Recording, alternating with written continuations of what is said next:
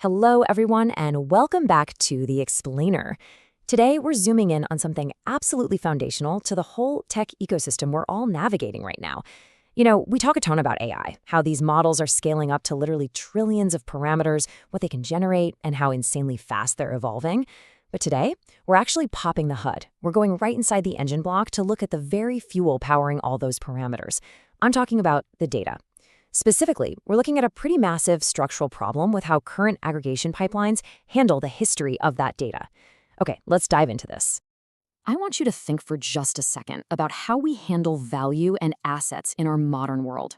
I mean, we've spent decades building these incredible, highly redundant systems to track financial assets. If a single dollar moves halfway across the globe, it is tracked with extraordinary precision. We know exactly where it originated, which institutions touched it, and where it ultimately settled. There's a meticulously maintained, verifiable ledger for all of it. But then, look at how the tech industry currently handles AI datasets. It's a stark and honestly kind of alarming reality. It's basically the Wild West. AI datasets contain some of the most valuable proprietary assets in our entire digital economy. Yet in this massive rush to train large language models, web scrapers and ingestion pipelines prioritize pure volume over metadata. And because of that, these incredibly valuable datasets basically lose their entire history the exact moment they're compiled. The ledger is just stripped away right at the point of collection. And the fallout from that missing history? It hits the pipeline immediately. First up, contributors become anonymous. Think about it. The domain experts meticulously labeling complex medical imaging datasets, the digital artists whose entire portfolios get scraped into massive training clusters. Gone. The actual human beings who generated, curated, or built the very foundation of that dataset are just completely decoupled from their work. In the vast aggregation process needed to feed these voracious models, individual identities are entirely wiped away. And look, this isn't just some minor oversight. It fundamentally rewires the relationship between creators and the digital economy. When data is vacuumed up at that scale, the meticulous effort of the individual gets flattened into just another generic, anonymous data point. Next domino to fall. Attribution fades. The credit for the hard work, the origin of a brilliant piece of code, the precise measurement in a scientific paper, it just vanishes into thin air. And here is where we really start to see a structural breakdown. This total lack of attribution fundamentally breaks the traditional incentive structures of the internet. I mean, historically, creators share high-quality information because there's an ecosystem of credit, traffic, or reputation tied to it, right? If researchers, coders, and writers aren't credited or compensated because their work is silently swallowed up by an LLM, the very ecosystem that generates high-quality training data starts to degrade. The incentive to create original, high-fidelity content evaporates the second attribution is erased. Boom, next step in the chain reaction. Ownership becomes exceptionally difficult to verify. Who actually holds the rights to the information sitting inside a billion-parameter model? Without a verifiable record of origin, the industry simply doesn't know. And this vanishing act creates severe legal and ethical friction across the entire tech landscape. We're already seeing this play out in real time, right? Massive copyright infringement lawsuits aimed at major AI developers. But beyond the courtroom, this creates a massive bottleneck for enterprise adoption. Large corporations, government agencies, they can't confidently deploy these models into their workflows because the compliance risks are just too high. Bottom line, if you can't mathematically prove you have the legal right to use the underlying data, you absolutely cannot build a commercially viable product on top of it. So the crucial point is, the data remains, but the context disappears. The raw information, the text strings, the pixel arrays, the code snippets, all of that actually survives the ingestion process to train the AI. But the entire human and historical context surrounding that data completely erased. An AI model can perfectly mimic a specific writing style or output a highly technical fact, but it is completely blind as to whether that data originated from a rigorously peer-reviewed scientific journal or just some random unverified forum post.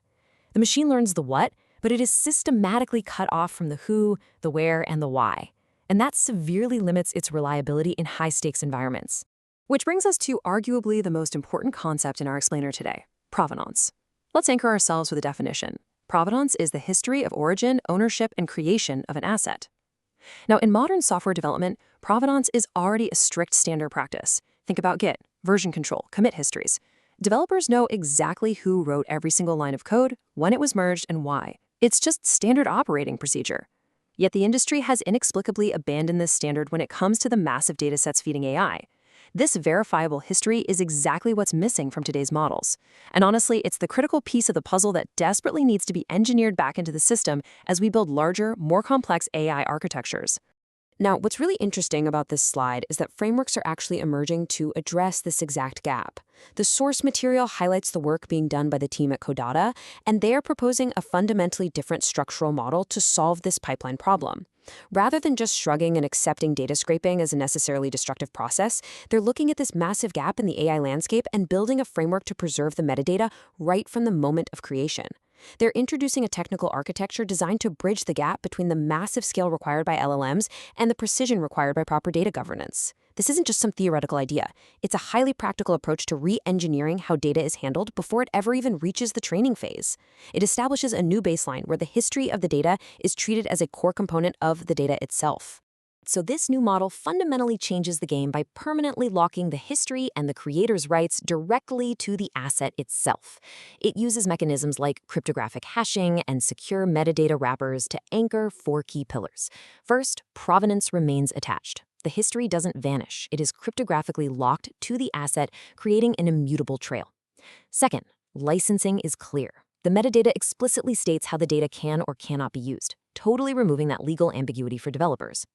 Third, ownership is retained by the actual people who generated the information. And fourth, attribution is preserved directly to the asset. By utilizing these secure wrappers, the creator's rights and the entire historical footprint just travel with the data. It seamlessly survives the aggregation process no matter where it goes or what model it ultimately helps to train. A real game changer. And this points to a massive paradigm shift we're seeing right now, moving from treating data sets as temporary resources to treating data as infrastructure.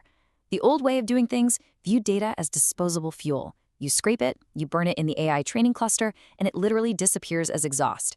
But this proposed model, it treats data as critical infrastructure. We're moving toward building our data systems like permanent structural roads and bridges. For future AI developers, building models on data as infrastructure means relying on stable, legally compliant, and easily traceable foundations.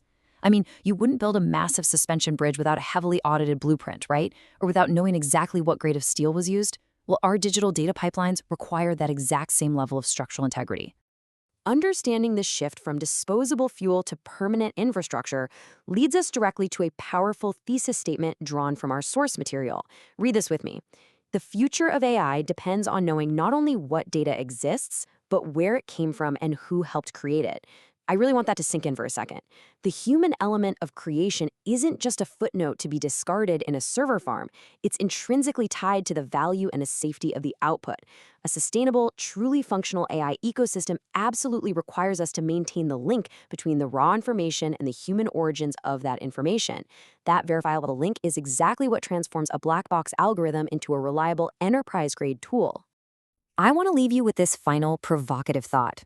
As artificial intelligence becomes increasingly integrated into our financial systems, our healthcare diagnostics, our enterprise software, just our daily lives, if we don't know who built its foundation, how can we ever completely trust the AI of tomorrow? Provenance isn't just about administrative record keeping. It is the absolute bedrock of trust in an automated digital age. Thank you so much for joining me for this explainer. Keep asking questions about where your data comes from, and I'll catch you in the next one.